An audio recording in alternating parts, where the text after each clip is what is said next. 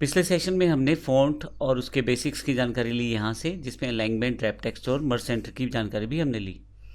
इस सेशन में अगली कमांड्स की जानकारी लेंगे। इसी को कंटिन्यू करते हुए आपके पास यहाँ पे अलाइन टॉप, अलाइन वर्टिकली यानी कि सेंटर वर्टिकली और अलाइन बॉटम के ऑप्शन भी अवेलेबल हैं।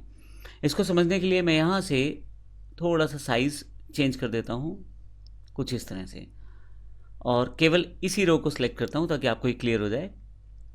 अलाइन टॉप का अर्थ है कि जो डेटा इसमें है वो टॉप की तरफ अलाइन हो जाएगा कुछ इस तरह से।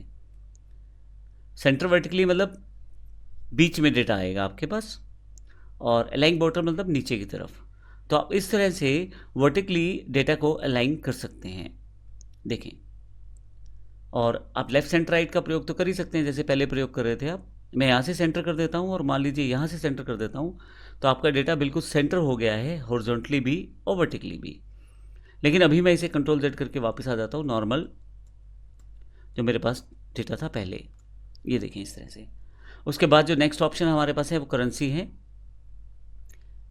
आप अगर किसी न्यूमेरिक वैल्यू को करेंसी में कन्वर्ट करना चाहते हैं तो कर सकते हैं। मैं इसके लिए एक एग्जांपल या फील्ड और ऐड कर लेता हूँ। यहाँ पे मैंने यहाँ एक फीस जो कॉलम है वो ऐड कर लिया है। मैं केवल इसी को सिलेक्ट कर लेता हूँ। मैं हालांकि सिलेक्ट कर सकता हूँ, लेकिन वहाँ न्यूमेरिक वैल्यू तो है, लेकिन वो करेंसी यानी कि अमाउंट से हिसाब से उसका कोई लेना देना नहीं है। वो मार्क्स हैं या रोल नंबर हैं या डेट है हमारे पास। तो अभी मैंने फीस एक अलग से यहाँ पे कॉलम लिया है। करेंसी का प्रयोग आप उन वैल्यूज़ पे करते हैं मुख्यतः जिन पे आप पैसे की कैलकुलेशंस करना चाहते हैं। आप करेंसी में अगर यहाँ फॉर्मेट एज करेंसी पे क्लिक करें तो आपका ये जो कॉलम है, जो आपने सिलेक्टेड किए हुए हैं सेल, ये सभी करेंसी फॉर्मेट में कन्वर्ट हो जाएंगे। थोड़ा सा अगर मैं नीचे आऊँ तो यहाँ पे इंडियन रुपीज़ भी दिया गया है।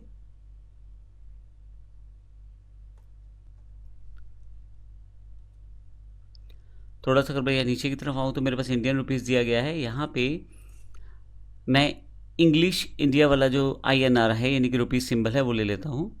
तो आप देखेंगे जो आपने फीस का जो कॉलम सेलेक्टेड किया हुआ था, जितना भी डेटा आपने सेलेक्टेड किया हुआ था, वो सारे के सारे के आगे रुपीज़ का सिंबल आ गया है। आप और कोई सिंबल चाहें तो वो भी ले सकते हैं, और इस पे आप अपनी नॉर्मल कैलकुलेशंस कर सकते हैं। जैसे मैं अगर सम करना चाहता हूँ तो मैं यहाँ पे जाके ऑटो सम और सम रेंज ऑलरेडी सिलेक्टेड है, एंटर करता हूँ तो मेरे पास आउटपुट जो आएगा वो भी देखिए अमाउंट में आ गया है। अभी मैं कंट्रोल जेड कर देता हूँ। तो इस तरह से आप यहाँ फॉर्मेट एज करेंसी ऑप्शन का प्रयोग कर सकते हैं। इसका जो शॉर्टकट हमारे पास रहता है वो Ctrl+Shift+4 के रूप में रहता है। तो इस तरह से मैं इसका प्रयोग कर सकता हूँ। अगला जो ऑप्शन मेरे पास है वो परसेंट का है। मैं अगर किसी वैल्यूज़ को परसेंट में बदलना चाहता हूँ तो मैं परसेंट बटन का प्रयोग कर सकता हूँ। इसके लिए मैं जिन वैल्यूज़ को बदलना चाहता हूँ उनको सेलेक्ट कर लूँगा। ये सिर्फ एग्जाम्पल के लिए है। मैं इस बटन फॉर्मेट एज परसेंट पे क्लिक करूँगा तो मेरे पास परसेंटेज वैल्यू आ जाएगी। तो ये इसने कैलकुलेटेड वैल्यू दे दी है। अगर आप किसी नंबर को परसेंट में गुना करते हैं तो उसमें 2 जीरो पीछे लग जाते हैं, दशमलव के बाद परसेंटेज साइन लग जाता है, लेकिन उसको 100 से गुना कर दिया जाता है। तो इस कारण से ये नॉर्मल जो है परसेंटेज हो गई है। तो जब आप क्लिक करेंगे तो परसेंट वैल्यू दिखा देगा यहाँ पे। अब यहीं से इनेबल, यहीं से डिसेबल कर सकते हैं परसेंटेज को। Ctrl+Shift+5 जो है ये इसका शॉर्टकट है। आप नंबर्स को डेसिमल में भी शो कर सकते हैं। उसके लिए Ctrl+Shift+1 का ऑप्शन है।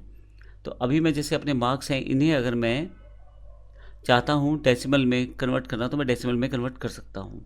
जब आप डेसिमल में कन्वर्ट कर लेते हैं तो डेसिमल वैल्यू को प्लेस को ऐड करने के लिए, जब आप डेसिमल में कन्वर्ट कर लेते हैं तो डेसिमल प्लेसेस को ऐड करने के लिए यहाँ ऐड डेसिमल प्लेस का प्रयोग कर सकते हैं, ये देखें। और अगर आप डेसिमल प्लेसेस को हटाना चाहते हैं तो यहाँ से उसे हटा भी सकते हैं।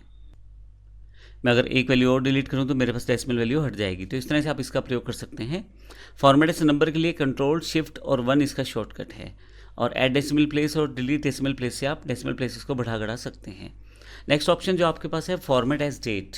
नॉर्मली जो आपके पास स्प्रेडशीट में डेट को यूज़ किया जाता है वो एज अ नंबर ही यूज़ किया जाता है, लेकिन इसका फॉर्मेट अगर आप सेट कर देते हैं तो डेट्स पे की जाने वाली कैलकुलेशन आपके लिए आसान हो जाती है। तो डेट को सेटअप करने के लिए आपको ज़्यादा कुछ नहीं करना। आपने डेटा जो आपने टाइप किया हुआ है, अगर मैं इसको देखें, मैंने ऑलरेडी डेट फॉर्मेट में सेट की हुई है क्योंकि ये बटन प्रेस्ड है इस वक्त। लेकिन अगर मैं इसे हटा दूं तो आप देखेंगे एक सिंपल नंबर में कन्वर्ट हो गई है मेरी डेट। तो आपको ज़रूर ध्यान रखना है कि जब आप डेट टाइप करें तो आप इस फॉर्मेट को सेटअप ज़रूर करें। अभी मैंने सेटअप किया हुआ था तो मेरे पास जो डेटा इसमें एंटर है वो डेट की तरह दिखाया जा रहा है। डेट को सेटअप करने के लिए आप कहीं भी डेट टाइप करें, जैसे मैं यहाँ डेट टाइप कर देता हूँ। देखिए अभी ये फॉर्मेट एप्लीकेबल नहीं था, मैं एंटर करूँगा तो ऑटोमेटिकली यहाँ पे ये एप्लीकेबल हो जाएगा। ये देखिए, फिर भी अगर आप इसे हटाना चाहते हैं तो हटा सकते हैं, हटाते ही एक नंबर में कन्वर्ट हो जाएगा। तो इस तरह से आप डेट का प्रयोग कर सकते हैं। मैं अभी फिर से कंट्रोल Z कर देता हूँ इसको। अगला जो ऑप्शन हमारे पास अवेलेबल है वो हमारे पास इंक्रीज इंडेंट और डिक्रीज इंडेंट के रूप में है। इसके लिए फिर से थोड़ा सा मैं यहाँ पे जो कॉलम है मेरे पास उसकी विड्थ चेंज कर देता हूँ। अजय को मैं सिलेक्ट कर लेता हूँ। अब मैं जितने चाहूँ उतने डेटा पे काम कर सकता हूँ, लेकिन एग्जांपल समझाने के लिए मैंने सिर्फ ये सेल सेलेक्ट किया है। इंक्रीज इंडेंट से ये जो डेटा है मेरा या जो वैल्यू है वो राइट साइड की तरफ मूव होती जाएगी। देखें इसका इंडेंटेशन बढ़ता जा रहा है। और डिक्रीज इंडेंट से आप इसे वापस ला सकते हैं। तो इस तरह से आप डिक्रीज इंडेंट और इंक्रीज इंडेंट का प्रयोग कर सकते हैं। फिर से कंट्रोल Z करके इसे मैं नॉर्मल फॉर्मेट में वापस ले आता हूँ। तो इस तरह से इस सेशन में हमने फॉर्मेटिंग ऑप्शन सीखी है, किस प्रकार से हम डेट, नंबर, डेसिमल वैल्यूज़ में कन्वर्ट कर सकते हैं, और साथ ही हम इंक्रीज इंडेंट और डिक्रीज इंडेंट का प्रयोग भी कर सकते हैं। अगले सेशन में हम बॉर्डर और उसकी वैल्यूज़ की जानकारी लेंगे। धन्यवाद।